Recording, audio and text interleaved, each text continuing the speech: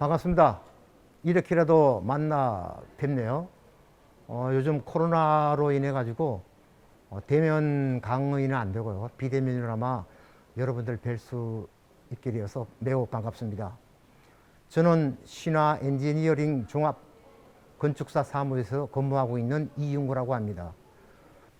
이번은 가시설 흙막이 시공 시 부분적 시공 상세 및 재해 사례 분석 시간으로 준비를 했습니다.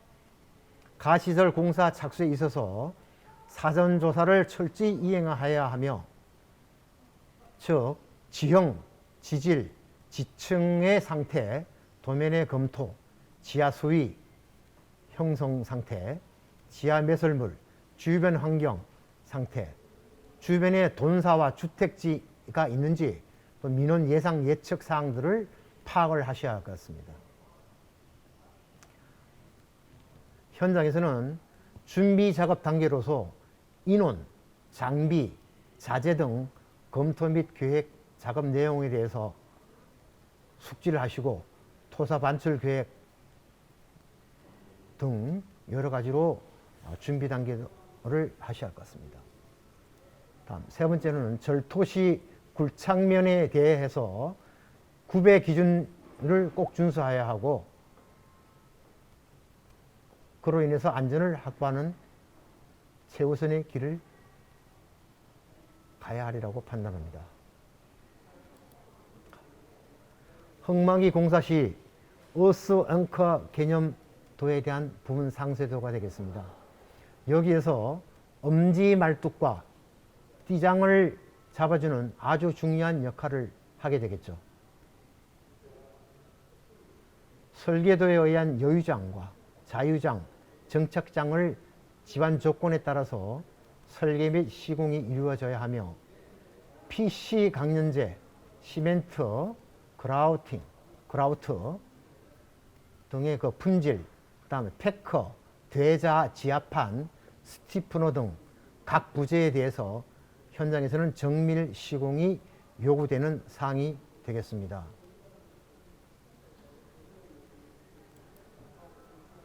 본 장표는 띠장 설치 시 유의할 사항이 되겠습니다. 엄지말뚝과 띠장 설치 후에 배면에 공간이 발생이 될 수 있습니다. 배면 공간은 쐐기나 홈매기 등으로 밀착 시공을 꼭 하셔야 하며, 띠장의 단차 발생 시에 형광등을 이용하여 띠장을 연결하거나 마감판과 보강판을 이용해서 연결해야 합니다. 띠장을 엄지말뚝 중심에서 이음을 꼭 해주시기 바랍니다. 엄지말뚝 중앙에서 이음을 하는 경우에는 띠장의 상하 프렌지 부분을 전체 용접 처리해야 합니다. 띠장 거치용 선반 설치 작업 시에는 반드시 용접 처리로 하셔야 합니다. 볼트 너트 작업 시 프렌지 부분의 단면 손실이 자골 현상을 일으킬 수 있는 요인이 되므로 반드시 용접 처리를 해 주셔야 합니다.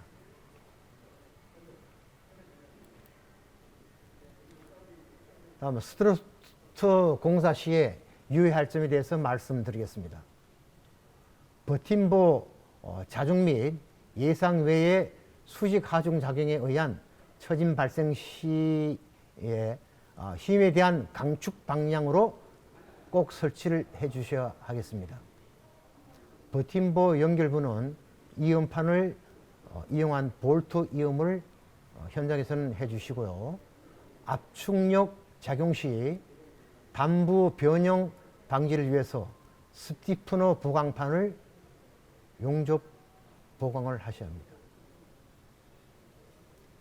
스티프너 전체 접합부 용접에 의해서는 양면 6mm 필렛 용접으로 처리 조치하셔야 합니다. 다음은 우각 코너 스트러트 설치 상세도가 되겠습니다. 흙막이 부분 중에 가장 많이 응력이 발생하는 구간이 되겠습니다. 흔히 현장에서 코너 우곽부에서 붕괴 사고가 많이 발생되고 있죠. 이 우곽부 코너 스트러스 부분에 대해서는 철저하게 시공이 요구되는 그러한 사항 중에 하나가 되겠습니다. 우곽부 코너 스트러트는 45도 각도로 볼트 체결이 원칙이 되겠죠. 전용 사보제 쐐기 또는 스토퍼를 설치하여서 밀림 방지 조치를 꼭 현장에서는 해 주십시오. 코너 스트러트의 연장 길이가 9m 이상일 때는 포스터 파일을 보강을 꼭 해주셔야 합니다. 왜냐하면 충격에 의한 변형 방지를 하기 위함이고, 모든 코너 스트러트 우곽부에는 어떠한 하중을 실어서도 절대 안 되겠습니다.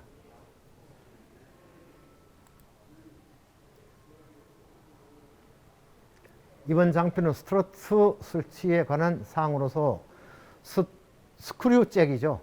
스크류잭과 버팀보의 연결부 단부에는 마감판을 용접으로 설치해서 마감을 해 주시기 바랍니다. 충격에 의한 마감판 및 버팀보 단부의 변형을 방지하기 위해서 스티프너 보강을 반드시 시공해 주셔야 합니다. 엄지말뚝과 띠장 사이에 유격 발생 시에는 전장에도 말씀드렸지만 뒷체험이 엄청 중요합니다. 뒷체험제를 꼭 하시고 보강 조치를 해 주셔야 합니다. 또한 버팀보는 가시설 구조물 전체의 강성을 확보할 수 있도록 일정 간격으로 인접 버팀보와 수평 수직 브레이싱으로 보완해 주시기를 바라겠습니다.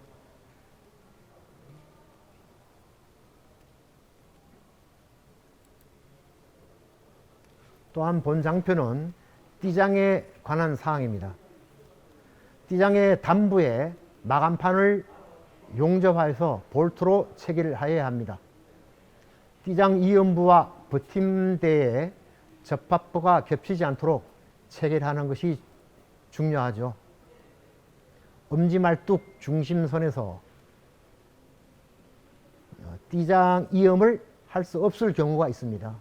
그럴 때는 겹침 이음 실시 후에 접합부에 용접 보강 처리해 주시면 되겠습니다. 포스터 파일에 대해서 설명하겠습니다. 가이드빔을 이용해서 설계 정위치에 시공해야 하며, 이때 포스터 파일의 수직도는 150분의 1 이하로 품질 관리를 해 주셔야만 되겠습니다. 가시절 흙막이 공사의 마지막 상세도인데요. 전장의 여러 상세도 설명 시 보신 부분도 있으므로 이 장표는 참조하시고 공사 시에 관리감독에 임해 주시길 바라겠습니다.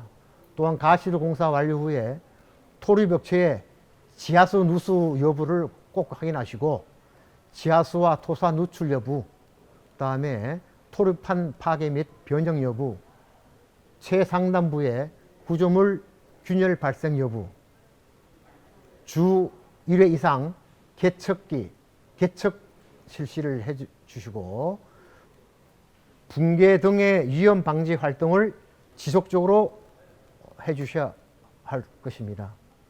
산업안전보건법 기준에 관한 규칙에 명시해 놓았듯이 재해 예방 및 품질관리 기술 안전활동에 만전을 기해 주시기를 바랍니다. 본 그림은 흙막이 가시절 공사 중 우곽부 및 여러 형태의 시공사항을 보시고 계십니다. 흙막이 가시절 붕괴에 결정적인 영향을 끼치는 주요 요인으로서는 집안 조세의 부실이죠. 불충분한 미파, 다음 가시설 구조체의 불안정, 사수 및 배수 등 지하수 처리 미흡, 시공상의 불안정, 과다 굴착도 있죠. 과다 굴착으로 인한 위험성, 보일령, 히빙 등 굴착 바닥면의 불안정,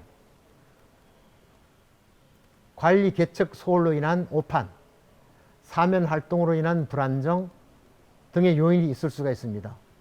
집안 붕괴 등의 위험 요인 방지를 철저하게 현장에서는 사전 준비 등을 통해서 공사에 임해 주시면 되겠습니다.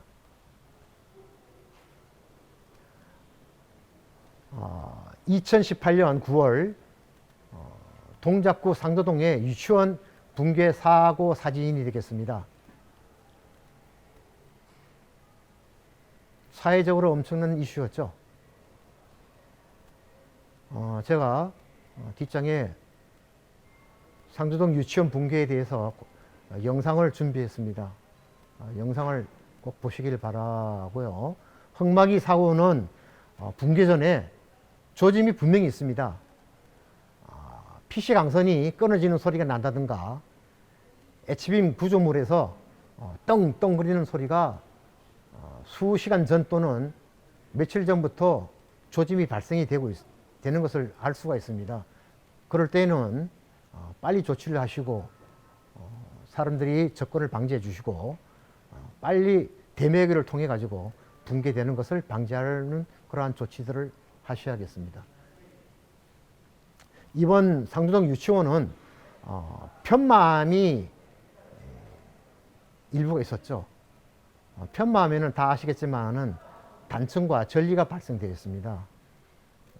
어스앙카의 길이 부족이었죠. 그럼 며칠 전부터 비가 많이 내려가지고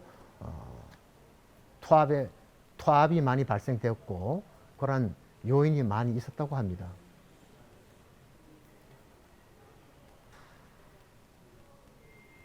이런 사항들을 우리가 사전 준비와 설계를 통해 가지고 충분히 막을 수 있는 그러한 재해들입니다.